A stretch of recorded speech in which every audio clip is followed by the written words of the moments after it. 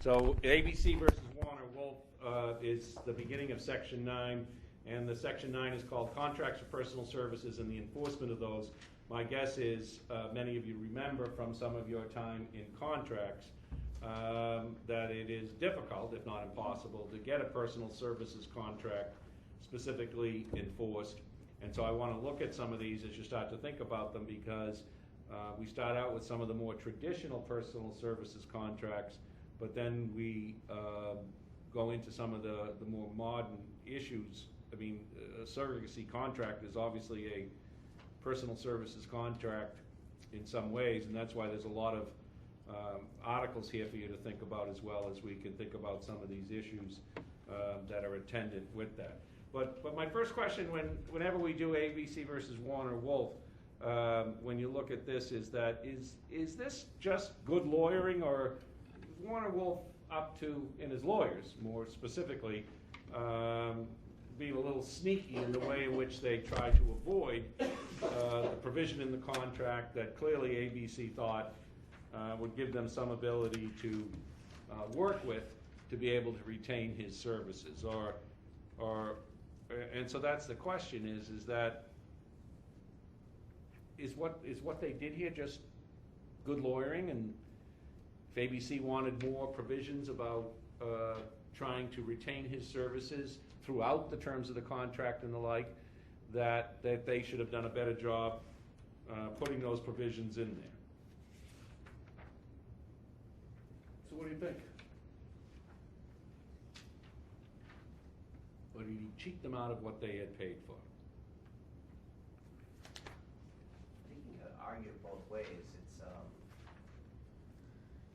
I think it was good lawyering, but it seemed to fall on the fact that there was just like a non-compete clause lacking, and without that, it didn't seem like they had any chance of injunctive relief. Well, they did. They were able to tie him up for some. Not tie him up, actually. I shouldn't say that. They were able to keep him off the air, but I guess that's the provision that was already present in the agreement, is that, well, he's got to wait till, what was it, April or thereabouts, because right now he can take a producing job, but he can't be an on-air personality for a period of time. But they're not going to get him back, and that's the key, as you point out.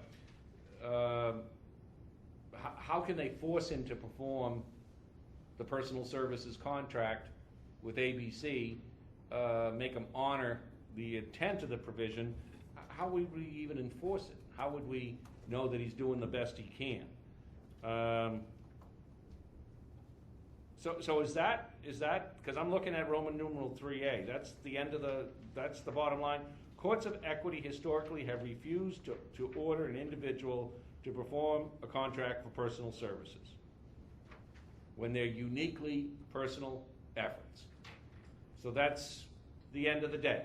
They're not going to get an injunction because we can't get an injunction under the circumstances. What are we going to make them do? Make them go work for ABC?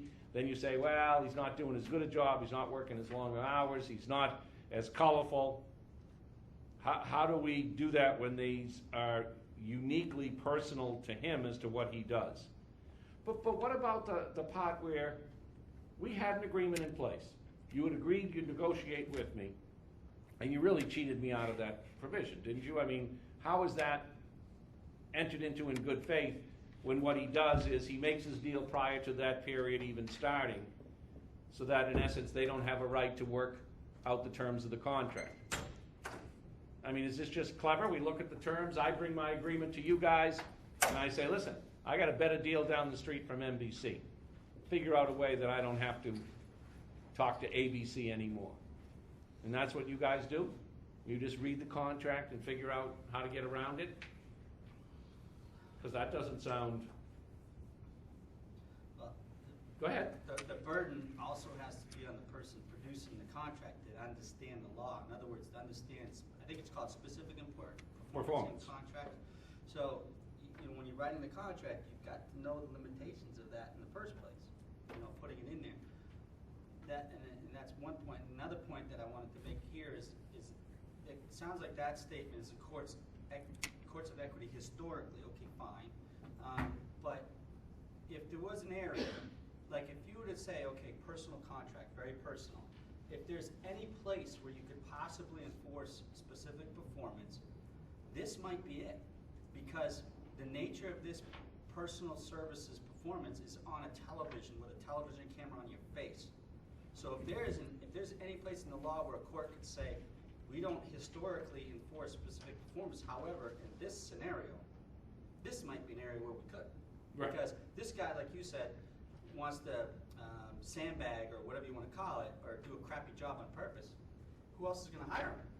You know, because the next person's not going to write up a contract with this guy if he does that, right? So. But now, doesn't that get into kind of like public policy issues now? I mean, I think they use the term involuntary servitude. You know, you're literally making. That's normally the case. Yeah. Right. With personal service contracts, that specific performance goes right there. However, if there's ever an area where you could say that that's not, you know, you made an agreement, you said you would do this, now you do it. You know. But he's gonna do it. He's in the most public light. He's still gonna. He doesn't care about, you know. He's this Wolf Warner guy. He's one of a kind commodity. There's already interest on the street. They know why he's acting up on ABC. That's not gonna prevent him from acting up. It won't prevent it, but you know, you would think that if there's ever an area where there's incentive for him to perform at least to an average level or competent professional level on a television camera, you would think that's an area where he would, right? But won't I always be thinking that he's giving me less than a full effort, or any little slip up and I'm thinking, oh, he's screwing me again? I mean, that's the whole notion of the personal services contract. So my salesman doesn't make, you know, X for his incentives that he was supposed to make. Okay, so he's dogging it. The problem is, how do we measure that the performance is adequate? And that's why, as a general matter, personal services contracts, I mean, this is consistent with centuries of law that we just can't enforce it. And I guess that's what I'm wondering, and that's what we're going to start to go to, is, so that's the law, never, ever enforce personal services contract because performance is difficult, involuntary servitude argument. We can look for money damages, but at the end of the day, we can, and I just saw it here in the language, we can negatively enforce an anti-compete clause, meaning, well, if you don't want to work for ABC, you won't work for anyone for a year or 2 years or whatever. We can't make you work for ABC, but what we can do is make sure you don't work for anyone else if that was the period of the lockup or the non-compete. But we're not going to force you to go to an employer that you no longer, or any company that you no longer want to work for. But so I guess knowing that, I'm wondering as well, did you, on his behalf, sort of manipulate the system? You know that they can't specifically enforce the agreement to make you work for ABC, so he in part cheated them out of the benefit of the bargain, didn't he? He did all his negotiating beforehand, then the 60-day period came prior to the end of his contract, and at that point, he knew what deal he had in place, and he really cheated ABC out of the benefit of their bargain. Or, if ABC wanted more, they certainly have enough lawyers that they could have made sure that the provision said exactly what they want. Not only will you negotiate with us in good faith, you won't negotiate with anyone else during the entire term of the contract. And the agreement didn't say that. So you're going to get money damages, but that may be the best it gets for you. Is that what your role is here when Warner Wolf brings this to you? To try and look at the provisions, because there's windows here, obviously, that are in play, and you can say, well, we can't do this, but here's one way to try and accomplish what you want. That is what they hire us for, right? And there's nothing improper about that, or is there? Because you must know as you're negotiating that, or trying to work around it, that you're trying to work around what ABC's intent was. But that's not my concern, or is it? I'm okay with the first part. the workaround. Yeah, because, you know, you're just trying to negotiate, it's the same as a negotiation. You're trying to get the best deal you can for your client, you know? And if the other side's not wise or smart enough to dot their I's and cross their T's and do an more effective job developing a better contract, there's nothing unethical in or I don't have an obligation to point that out to the other side, I don't think. You know, they're just doing a poor job, you know? And if they do a poor job, that's on them, that's not on me. It's, you know, unless you think it's gonna hurt your client somehow, your client's reputation for being an honest broker perhaps, certainly wanna bring it to your client's attention, I would say. You know, say to your client, you know, this contract is a poorly written contract, it's gonna let you out easily on these other areas, but it's real obvious to me that this lawyer on the other side is doing a crappy job. I'm telling you that it's a bad contract from that perspective, but it's to your benefit. But if you want to start on good terms with your new employer, we might want to bring this to their attention. That's your call. I don't know. Well, but they can get the 90-day, right? I'm looking at the end of the case. We can keep them off air for 90 days, but what we can't do is make them come back to work for ABC. And in essence, he gets exactly what he wants. He may pay some damages here, and that looks like he might. And if you look at the notes afterwards, it talks about liquidated and punitive damages. So maybe that's another way to deal with it, this Cullman Broadcasting Company, because these provisions along these lines are quite common in TV and radio personality contracts, because they spend a lot of money on promotion. They don't want to see someone leave and the next day show up on a competing radio or TV station having spent potentially years to build that relationship with the audience with their money, and then have that used against them. But we can keep them off the air for a period of time. We can negatively enforce it. What we can't do is make someone work for someone they don't want. And as you can see here, I mean, the money he was looking at between ABC, it said he was receiving $250 during his last year, and at the CBS, the deal was going to be for $400 to $450 per year. So he was virtually doubling his money. No wonder he was looking to try and work around at the end of that ABC contract so that he could establish a much more lucrative deal. And I guess at the end of the day, that's your job.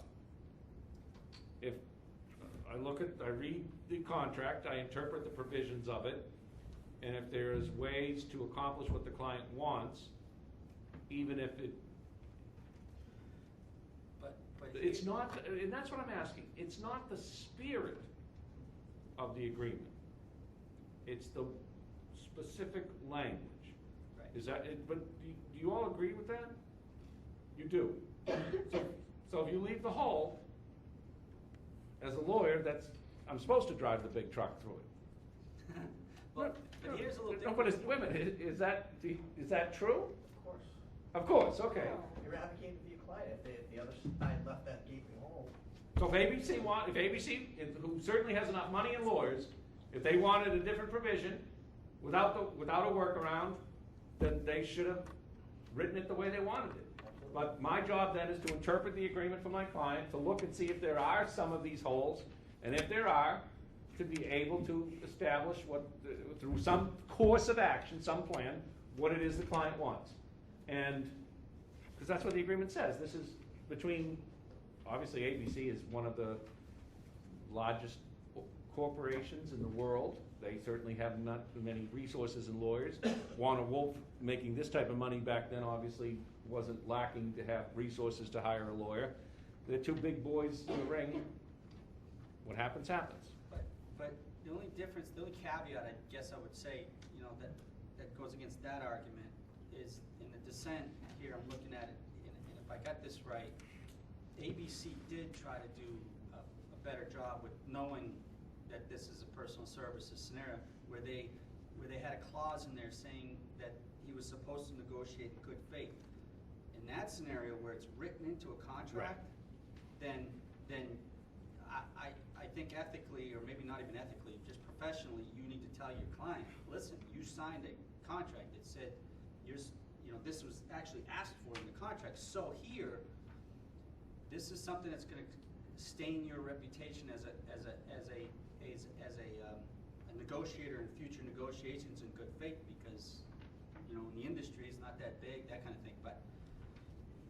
But I mean, that's the only thing that's countering it, I think. I can't think of anything else. Well, I mean, is he known for his contract honoring, or his skill as a broadcaster? He's known for his personality. And his personality. So what do I care? I got to free myself from this contract. That's what I hire you for. And next time they'll have to be a little more careful when we work anything out with Warner Wolf, because obviously, and I'm not so sure, it's not a million other broadcasters or other people that maybe top salespeople, that if there's a difference and there's a way to be able to avoid this, that we wouldn't do the same. We would do the same for them. I think it's partly why at times people say, well, lawyers will do anything virtually, because it clearly wasn't the intent of the parties for him to be able to so easily free himself from his obligation to negotiate in good faith with ABC, but he clearly has.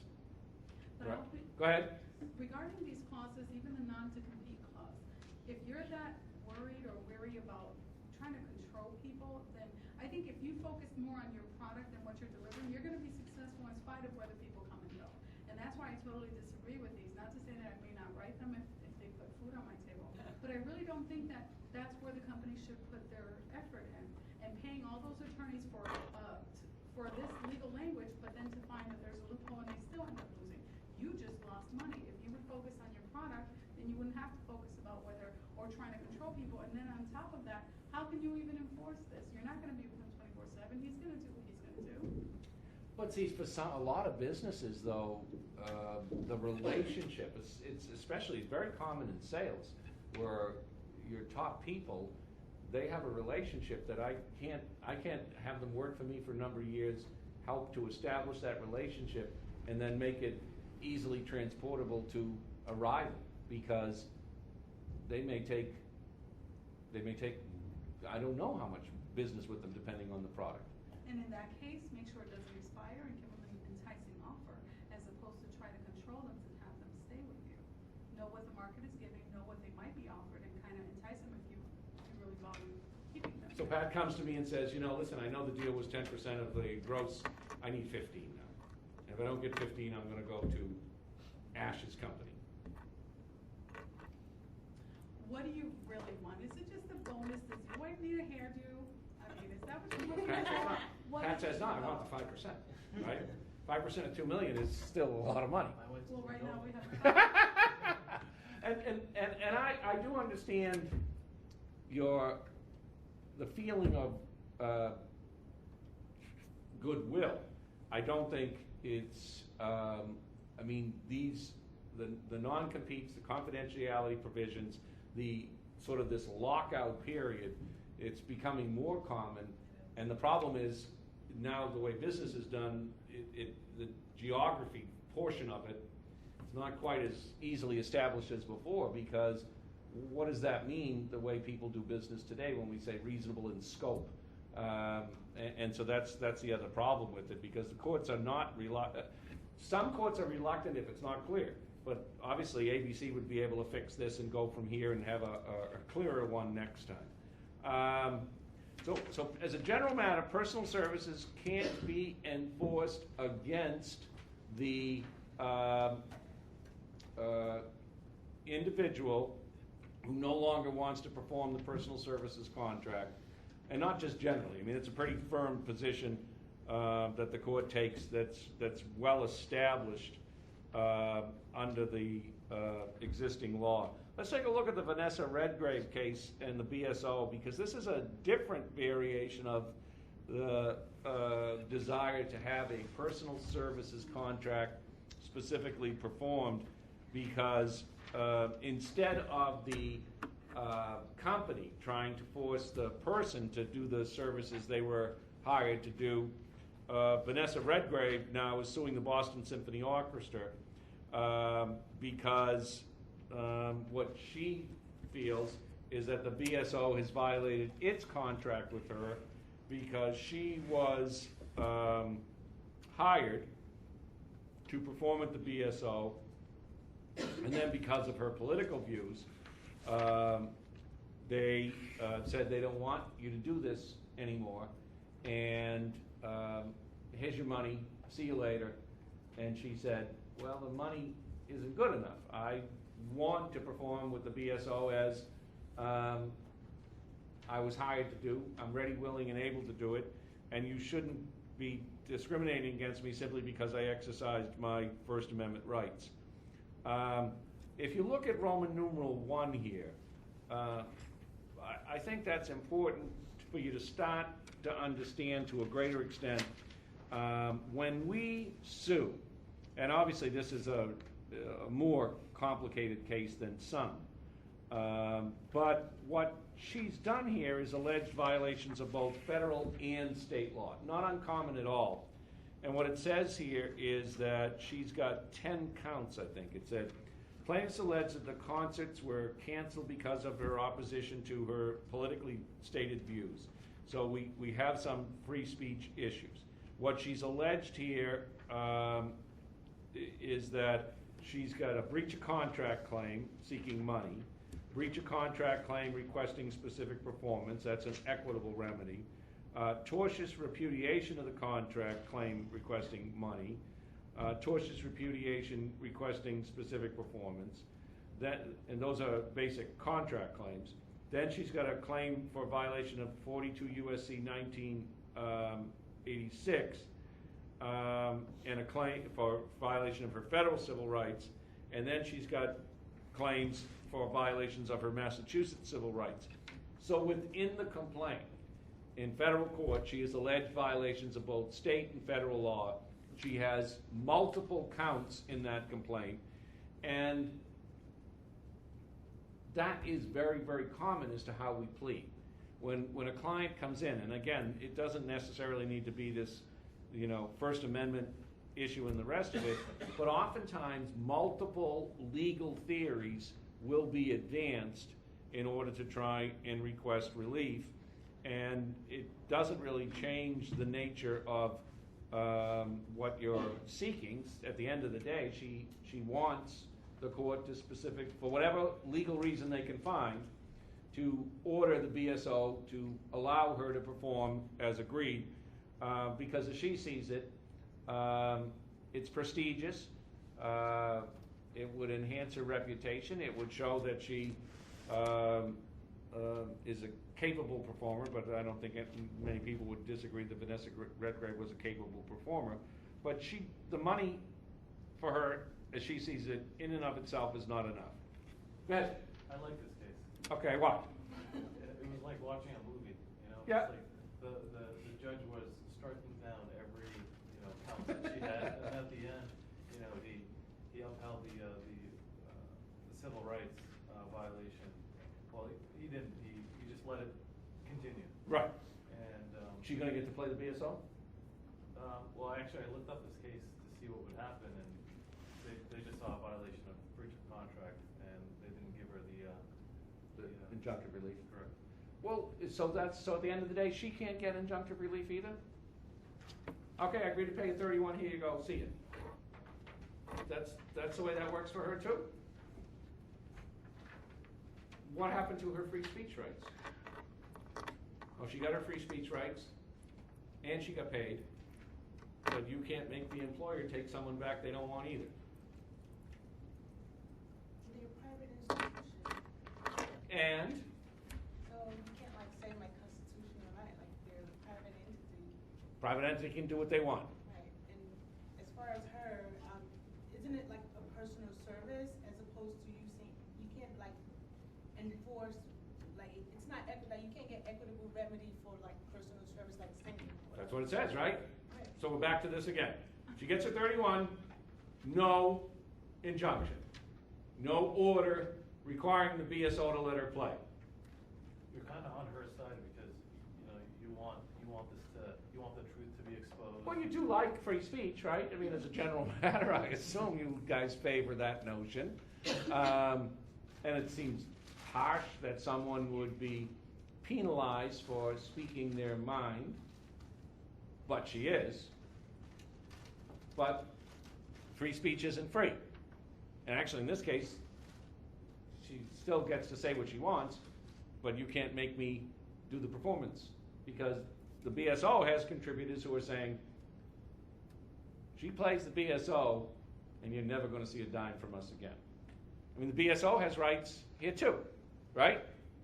So but that's all I owe you as the employer. Here's your money. You don't get to work for me anymore. I owe you what I owe you. Take your money and go. But you're never going to play the BSO. Well, Go ahead. you could try to, if you were trying to argue the other side, you'd say, well, whatever argument would win for Vanessa would also win against anybody else that's forcing Vanessa to shut up or whatever, right? Or not speak her constitutional rights. But going off of what she just said, I don't know if it's completely private, if it's open to the public. So like that constitutional case where black people were not allowed to go into a hotel, they used the Commerce Clause. This, I don't know if you could use Commerce Clause because there's no interstate, but is there? There's people come from all over the place. It's just like a hotel case to me because they're going, people from other states are coming in and it's commerce and they're sitting down and they're using the facility to listen to a concert. That's the same thing as almost the same thing as people driving on the highway and using the hotel when they kept black people out. So when you come from a civil rights perspective, that might be the only way she could argue it. And then like you say, if one of BSO's vendors say, don't have her there, or we'll take our money out, well, you could make the same suit against them.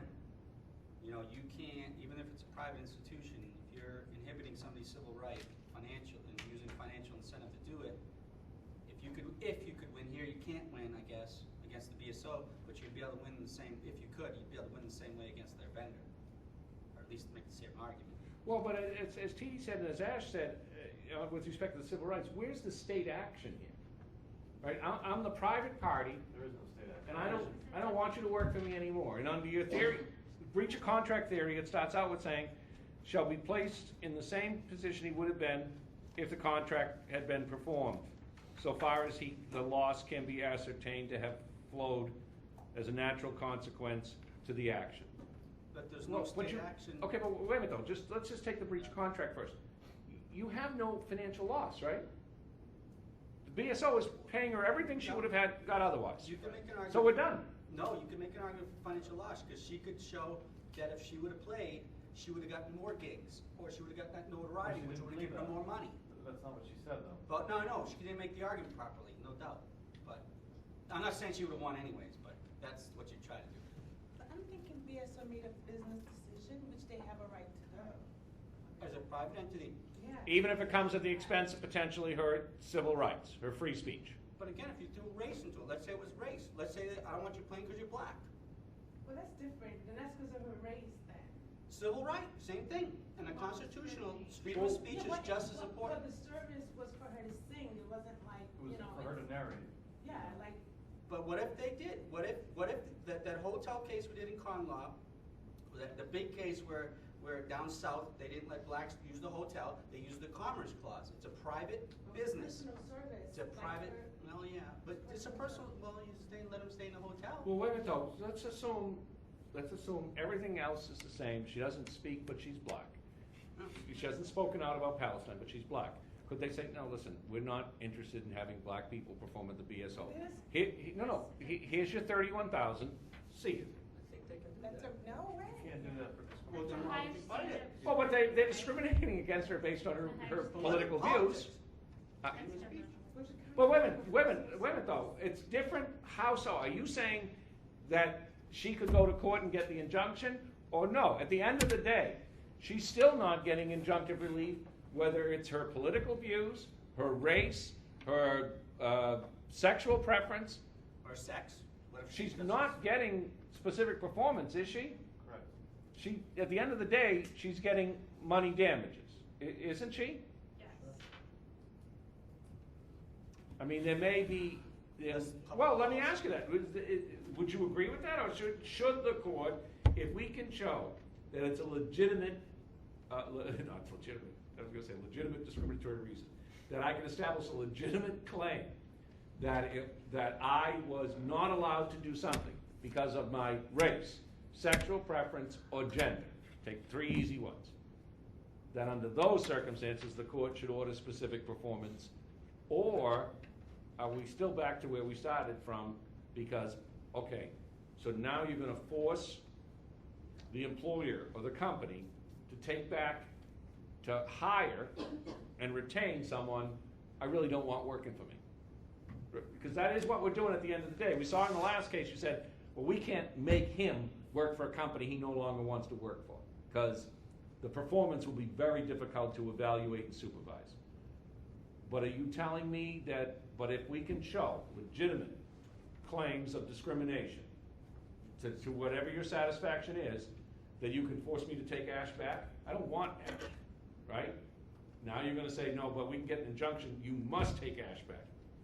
Because everything I do, he's gonna say, here we go again, right? I think in those cases, you should just set up just very high damages to dissuade, companies from doing that. So maybe punitive damages. Punitive damages, Right. treble damages. Because you're talking about a protected class, it's not somebody's, such as their speech, it's actual protected class. But it's still not gonna be an injunction. Is that right? I mean, still, at the end of the day, it's still a personal services contract, and that's what we've been looking at here is, are there any personal services contracts that equity would enforce, or are there so many negatives to that aspect, even when we flip it on the other way, we can say, no, I don't see how it's gonna work, because if I've fired Ash because of his religious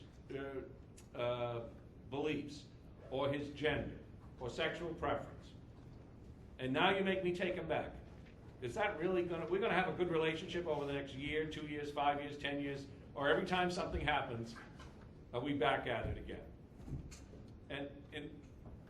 And so when I say, Ash, you're really not doing a good job. Oh, it's because of my gender, isn't it? No, you're really doing a pretty crappy job. No, I know what it's about, right? I mean, aren't we always back there? And so how do you know that my claims are legitimate or illegitimate?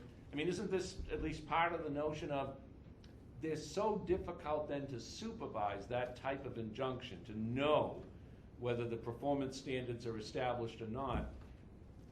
Does that mean he's constantly running back into court for contempt and this and that on injunctions? And I mean, that means the court, for the rest of our relationship, is gonna have to supervise the performance of those services. Isn't that in significant part the difficulty with all of this? Go ahead. Yeah, so you're kind of bringing in a whole public policy thing, right? So if in the situation where if it was a race-based, public policy might say, put that person on stage, and then I'll send a message to the rest of the community, whatever. You can't do that or something. And as far as answering your question more directly, you'd have to document in detail. If you're going to say it's a performance-based problem, and you've got to prove that to the court, you better document specifically where that person's performance is failing. It's the same thing as if you had an employment contract. I'm worried about the provision going forward, okay? Ash is successful getting that injunction. Mike, hire him back. What does that mean about how we're gonna supervise whether Ash is doing a good job or a bad job or no job, or knows now that he's got me between a rock and a hard place, and he'll show up for work, but he's never, Yeah, he's got your company hostage, really, at that point. doesn't he? He's never gonna do a great job. He knows that he probably can't. Or maybe he's gonna do a terrific job, and you know what? He could stand on his head, sell $2 million worth of stuff when every other one's doing one. At least then he's got a good case. Right. But I still don't like him, and I still don't want him there. And when he's 15 minutes late that next day, I'm still looking for a reason to fire. I mean, The only, I'm racking my mind trying to come up with a situation that this could work in. I mean, you could put him under a different supervisor, but then you're telling Still you the boss at do the your end of the day. business, you're still the boss in the end of it. I can't think of a. I think in situation. part, it's why we see these cases where the court says, well, what are we gonna do? I mean, and money may be the easiest way to solve it, just recognizing that we're not gonna be coming in over and over again. And I don't disagree with you. I think, certainly, Vanessa Redgrave is already well established, and you knew what you were getting if you hired her. But suppose one of us somehow got selected to sing at the BSO. That would certainly look pretty good on our resume, and one would guess other work may flow from it. It isn't unlikely that this could harm the appropriate person. It could harm their reputation and future earnings. But as you guys said, that she really didn't do a good job of establishing that would be the case. And I think it's because you knew what you were getting with Vanessa Redgrave. This was not a concealed issue. This was pretty out there, and that was part of the package. What's kind of surprising is why they would have picked her in the first place, because you should have known what you were in part getting. But so even her who wants to work for her money, she can't get specific performance of that personal services contract either. No matter what. And as Patrick said, he's tried to search his mind to find out one where it would be. How do you get personal services contracts specifically performed, enforced? And even if you did, how would that injunction look like going forward? So at the end of the day, what has she got? Her mass civil rights or her federal civil rights claim left? Because the court, and I think Ash is right, as they went through it, they did a pretty nice job of explaining what the law is on the tort claims, on the contract claims, and at the end of the day, it's pretty easy to see why there is really almost nothing left of any of her claims, simply because she can't establish the elements that are going to be able to satisfy the law. In fact, that she is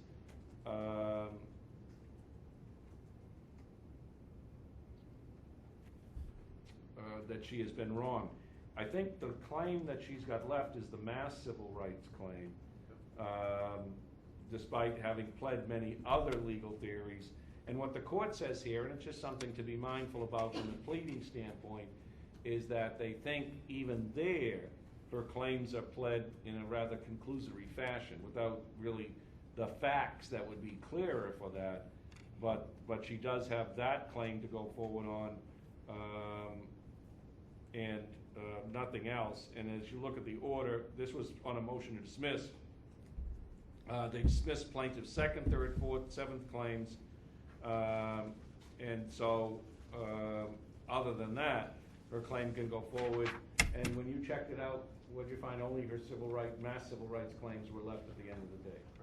Okay? Again, what we've started with here, and this is what I want you to start to think about, is what Patrick's question really is, well, are there any circumstances where a personal services contract could find its way to obtain injunctive relief?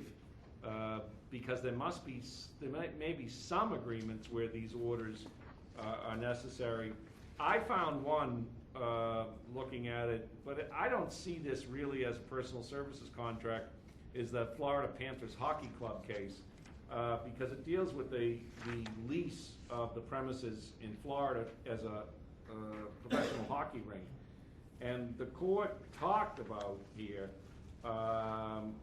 that, again, these are economic damages, give them money, but you shouldn't get injunctive relief.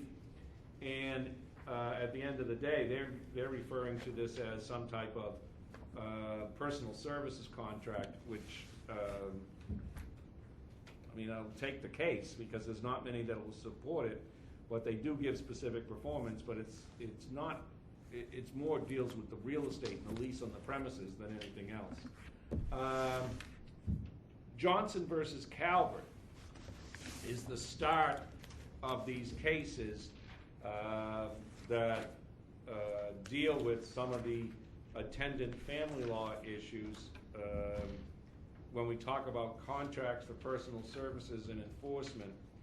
And I want want you to start to think about some of these issues from the articles and from the cases. Johnson versus Calvert is a surrogacy arrangement case, and I can't think of a personal services contract that's more personal than a surrogacy contract.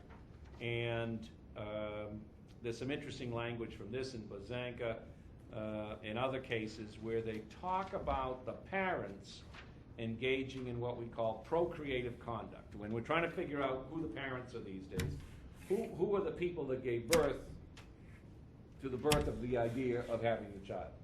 Because the rest of it are things we need to acquire in the course of it.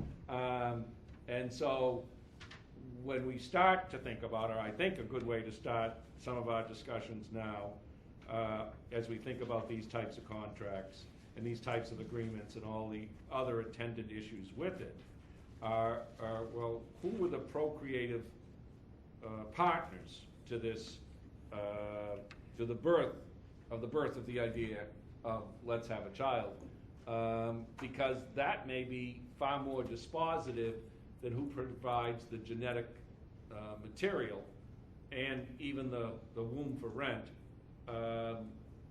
that the child ultimately is delivered from.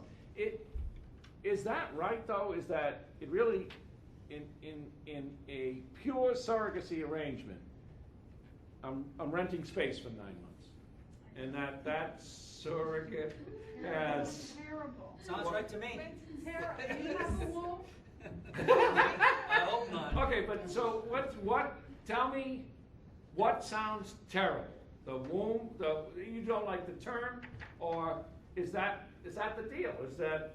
I went to a costume party, and this woman was pregnant, and my sister looked at me and she said, she's always pregnant. I'm like, what do you mean she's always pregnant? They can't get their hands off of each other?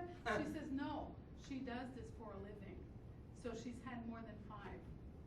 And I was so awkward for the rest of the evening. So She came to the costume party as a pregnant woman, by the way. But anyway. Okay, but... Should have came as a Okay, but so... Well, I'm going to share a very quick story with you. Where every time we do these sections, and I'll tell you 2 quick stories, just very quick. I never thought I'd have to do anything like this.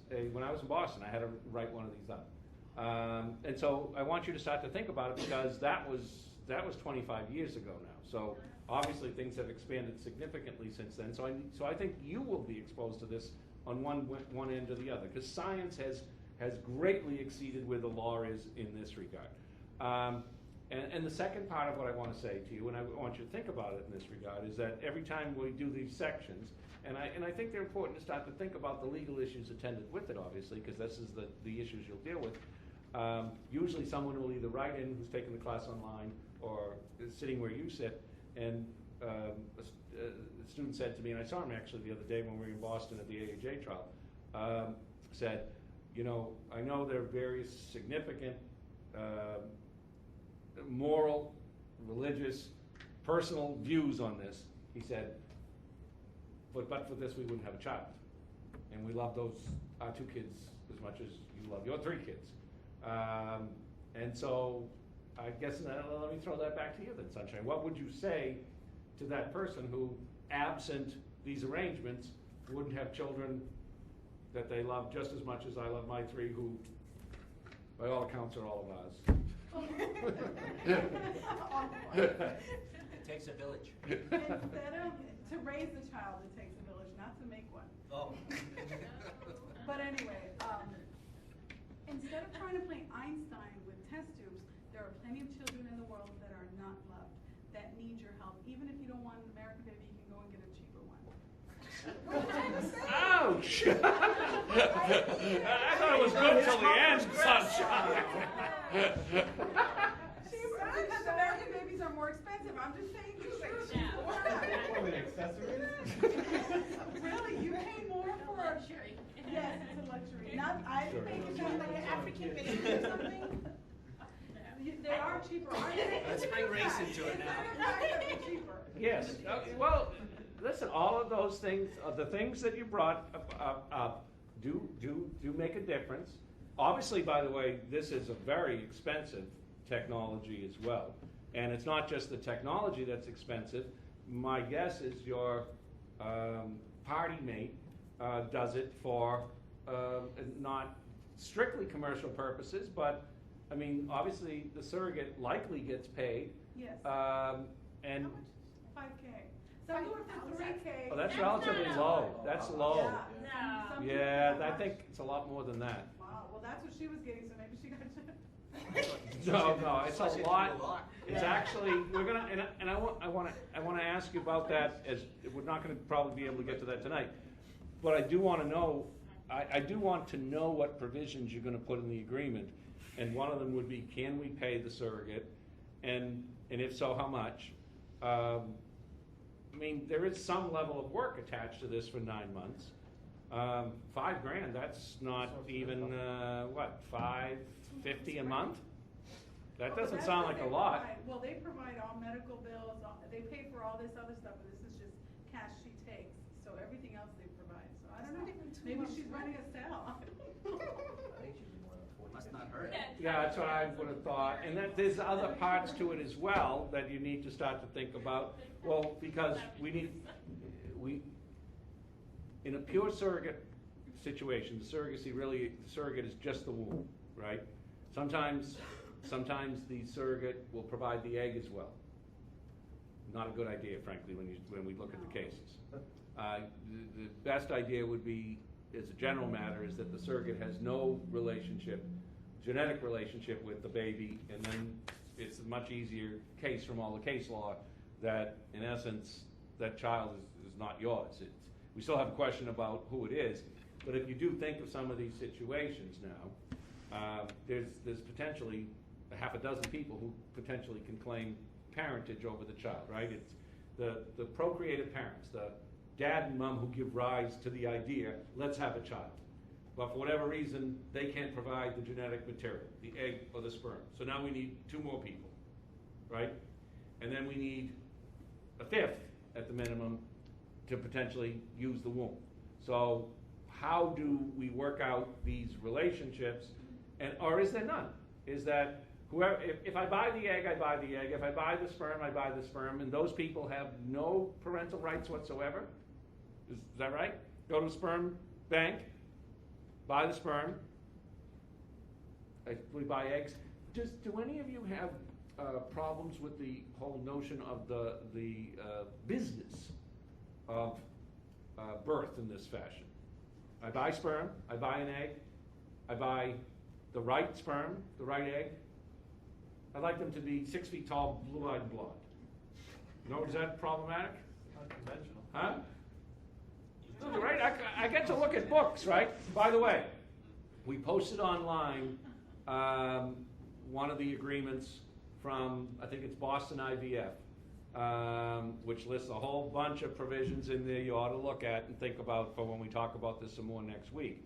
But there's a lot of money before we're done here. So do any of you have a problem with saying, well, listen, if you want to do it great, but there should be no money for the sperm, no money for the egg, no money for the surrogate. So a family member wants to do it, that's one thing, but it shouldn't be done for commercial purposes. Like you can't sell your kidney, right? And there are people who would want to buy it, but you can't sell your extra kidney. Why should you sell this other genetic material? Sunshine, you look like you're nodding your head. I mean, this is so messed up, and it has nothing to do with religion. I just. Yeah, it doesn't have to. I think I don't mean to tie it. I think just think sometimes it does, but I don't mean to tie it to religion. Yeah, I think and I it's, don't mean to. I try to keep Yep. an open mind, especially in the law, because I do have to, help people with problems. But this brings to mind the final of constitutional law. There were 2 lesbian women. One of them donated her egg, but the other one, she obviously couldn't. She didn't even donate her womb. And so then they ended up getting divorced. They were legally married. They got divorced. Then they were fighting for custody. And she was trying to say that she's the paternal mother. I'm sorry. I don't mean to laugh because I know she wants a part in that child's life. But I'm like, the more we put our hands in the pot, the more we screw up. I hate to say it, but it's true. The more we start to mess with science and we start to do this, we're going to have to redo all the laws now, especially But don't we have to anyway with the technology Yeah, has? the science, Right. the science is coming, you're not Right. gonna stop the Yes. science. I know. To your point about the kidney versus the other genetic material, I'm thinking the kidney argument is more of a public policy. People are gonna be putting themselves at risk, and it's a lot less risky for one party and maybe even enjoyable for another party to donate genetic material versus going to a place where, you know, you're gonna, yeah, you get 2 kidneys, but rather have, I mean, Well, keep 'em rather both. have 2 than 1. Agreed. And, well, one can't be, one set of material can't be replaced, the other can as a general matter, That's right? So there is a difference. Does anyone else feel?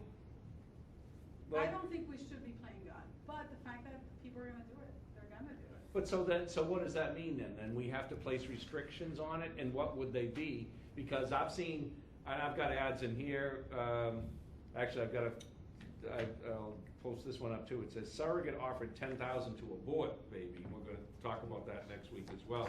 But I've had ads, well, Didn't I just tell you it was gonna get more messy? Didn't I just say well, that? it's not gonna get, it's messy now, and this is what I wanna know goes into your surrogacy agreements, right? Because if I'm looking for the perfect child, first of all, you're gonna be greatly disappointed, okay? That's my experience with 3 kids.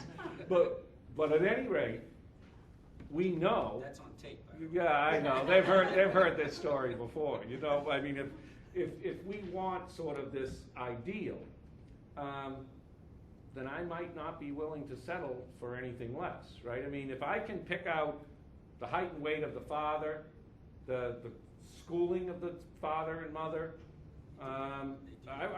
yeah, you know, I've got ads here, we'll pay $50,000 to $75,000 for a parent with SAT scores of X. Oh my You God. gotta draw the Huh? line somewhere. So wait a minute though, so tell me what? Tell me, I'm like, I know it's troubling, but you're gonna draw the line where? You're gonna say, you can't pay? Because if I've got money, well, listen, most of us, wouldn't you like a child that looks like you and your wife? All things being equal, no? My wife more than me. No? No, wouldn't you? Depends how you So, think. I mean, you know. well, if you were gonna do this, would it just crap, I'm just giving anyone, you pick. Oh, no, I mean, if you're gonna buy it, he should look like Brad Pitt, what if it's between the Okay, so you're right, whether it's you or your wife or Brad Pitt, you wanna have some say, you do wanna have some say as to what the genetic makeup of the child would be. I say shut it down completely. Oh, you would say no, you'd say, this is playing God, and I agree with you. you can't do it. Tell me what you'd say to that couple who says, well, listen, and maybe the husband doesn't have a sufficient sperm count, a wife can't give the eggs, we can provide a lot of the material, not all of it. Technology is there, why do you say, and you know what, we don't have to pay anyone. My mother's, they do that, right? My mother will carry the baby to term. Grandma. It all sounds kind of funky, huh? It does. It does, the thought of it all. But Just because one case was successful, you know, doesn't mean that, we can backtrack, we can go back and say, you know, this is gonna do more damage than, you know, cause. But is it? Cause a happy family. Because I assume in part of the theory, the attitude comes from, well, life is too important and too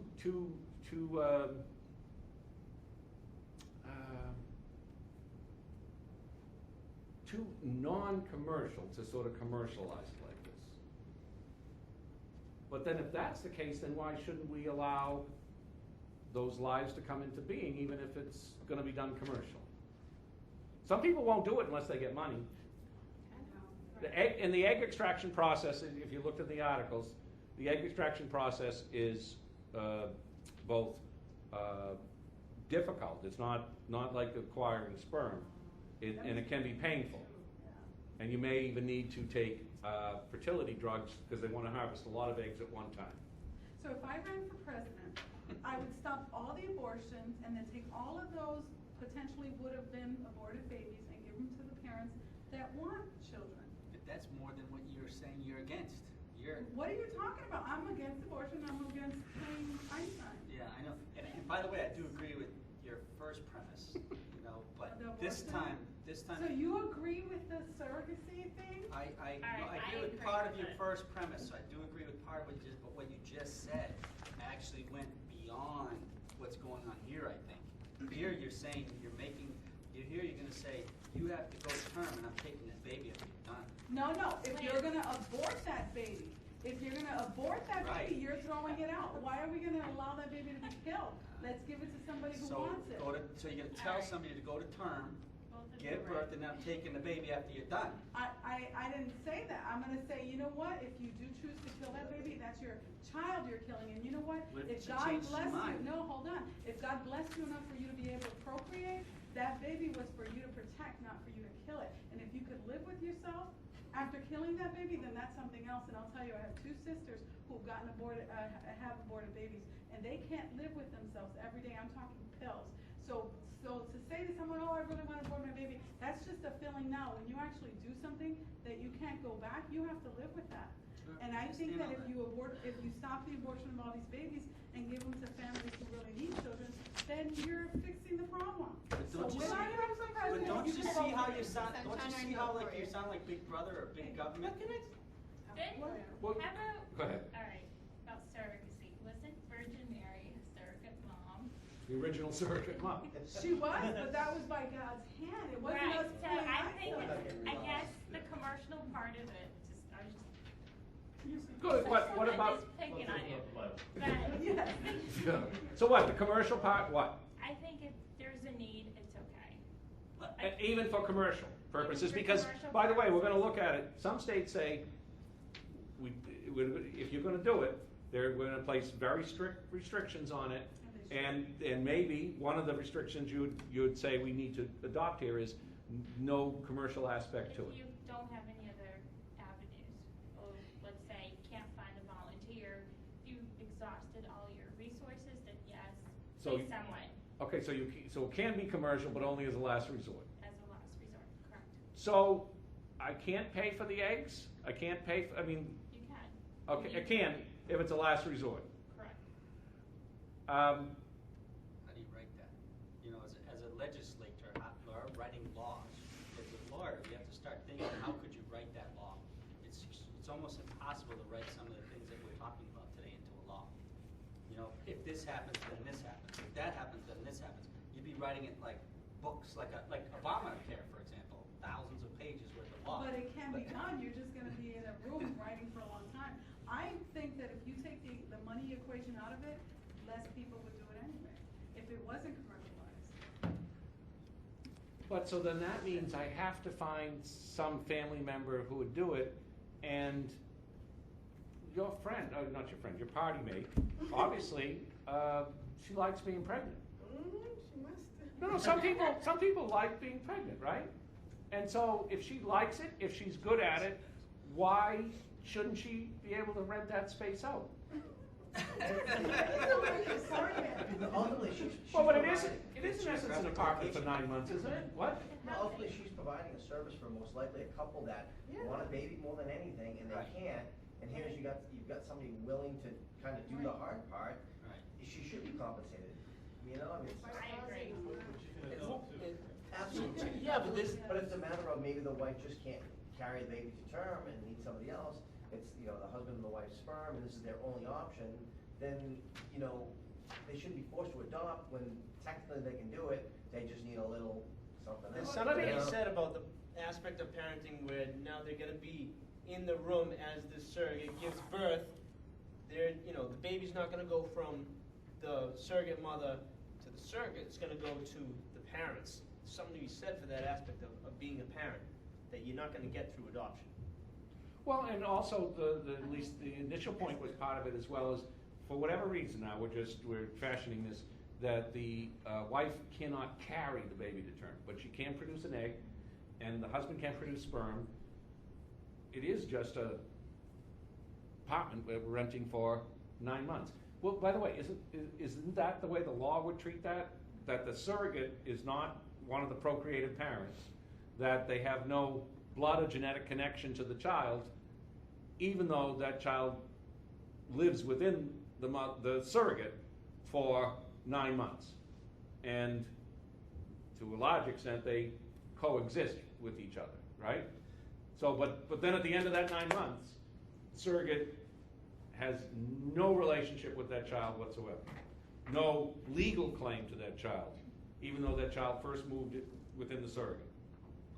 I guess that depends on jurisdiction, because one jurisdiction said the birth mother is the mother, even though the egg wasn't hers. Well, let me ask you about that. Does that make sense? No. Well, I can argue. Go ahead. Okay, so. And I'm not saying. You argue all the time. That's Wait a my minute. job. What jurisdiction, are you sure that the birth mother had not provided the egg? Was it a true surrogacy arrangement, or had she provided the egg? I guess the law that I read said that the name of the mother that goes on the birth certificate is the one that actually gave birth, Well, not the one that donated. Well, see, that's the other thing now in Massachusetts, and I hope I've given you that case. Massachusetts, we've already corrected that problem. Okay. You can have the birth certificate established so that the surrogate's name will never go on the birth certificate. It'll be mom and dad, whoever the procreative parents are, provided that's the arrangement that's been prearranged. The problem comes in with these agreements and the like, and this is where it overlaps to our personal services, so I want you to start to think about it. What happens when we disagree? And what restrictions or what requirements would you guys place upon someone who is going to be the surrogate? Listen, I'm willing to pay a reasonable price, or maybe you're volunteering. Nonetheless, I want to establish what you'll do for the 9 months and what we're going to do depending on whether certain benchmarks are met or not. And what I'm thinking about is, can I require genetic testing? Can I require you to refrain from smoking, take vitamins? Can I require you to see a doctor regularly? And obviously, I want you to start to think about what provisions you're putting in there. And does the surrogate need a lawyer before we enter into the contract? Does the surrogate need a mental health evaluation? Yes. Oh, is that right?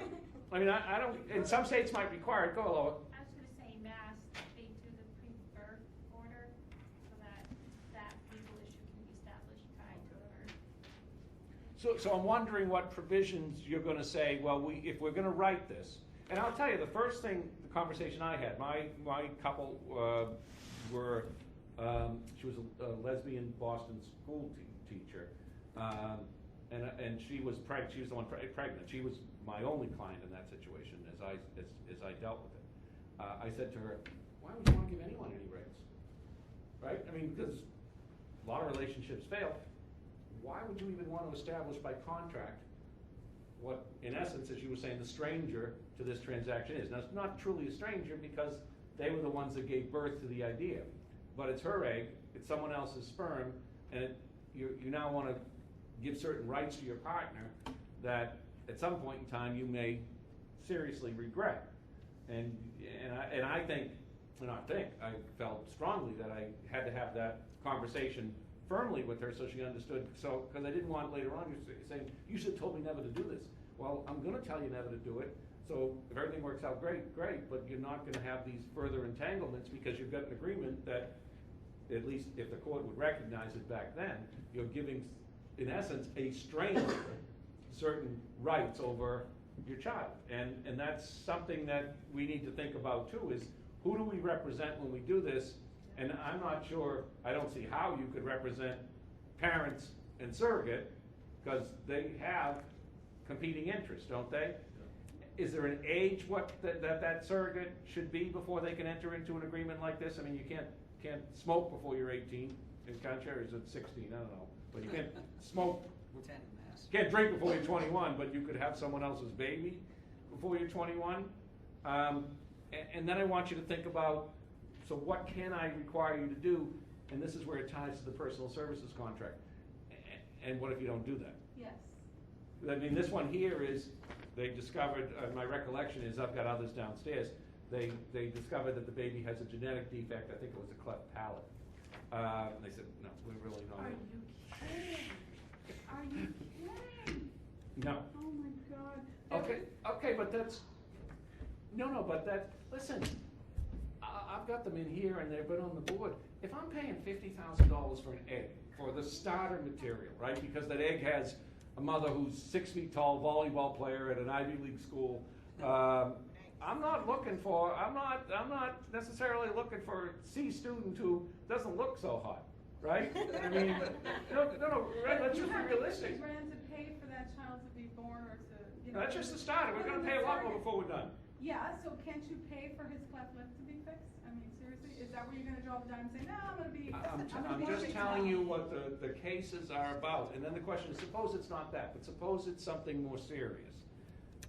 Can I require you to abort that child? Right, it's not, I mean, well, wait a minute though, let me just ask you. Okay, so you say no. Well then, am I obligated to support a child I don't want? you birthed the idea. So, You're stuck with it. and that's one of the other cases, and I think that was from that might be Bazanka. They said, let's have a child. They get the surrogate pregnant, and he says, you know what? I really don't even want to be married anymore. And so the child wasn't born yet, and so they get divorced, and he's saying, it's not my kid. The kid wasn't. It's not mine at all. It was. I didn't provide any material. Kid wasn't born during the marriage. I'm not paying. And the court said, not so fast, Good. Mr. Bazanka. Good. You gave birth to the idea while you were married. It's your child. And listen, I just want you to think about these so we can talk a little more. I really am looking for what provisions go in the agreement and how you're going to enforce them. And there's a whole bunch of other issues here within the articles. There's one where they extract sperm after death in order to. No. So, and there's cases like that. There's the case out in Worcester. While they were married, they had gone to a fertility clinic, had various eggs fertilized. They got none of them took. They got divorced, and now she's saying, "I want to use those eggs. I'm running out of time. I need those eggs." And he's saying, "Hell no.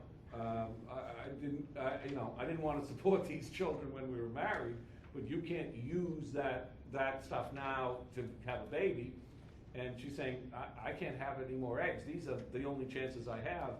Well, what control does he have after the fact? I want to know what provisions go into your contracts. I want to know what you're going to enforce and how far you're going to go with it. And I want you to look at these cases because I think whether it's from the standpoint of your handling them at the beginning or the other end of the process, we had a case from Essex about the two lesbian parents fighting over custody when one was in Wisconsin and one was in Mass. They're married here, and whose child is it if it's born during the valid marriage? And so the genetic material doesn't matter as much anymore. And so that's what I want you to think about. But I want you to think about what other provisions you're going to do in there. And with the backdrop of these specific performance of personal services contracts, what are you going to do when someone says no? The surrogate, 3 months in, 4 months in, says, you know what, my boyfriend and I get back together, he doesn't think this is a very good idea, I'm done with this. Can I get an injunction to prevent you from terminating my child? So we couldn't get an injunction to make BSO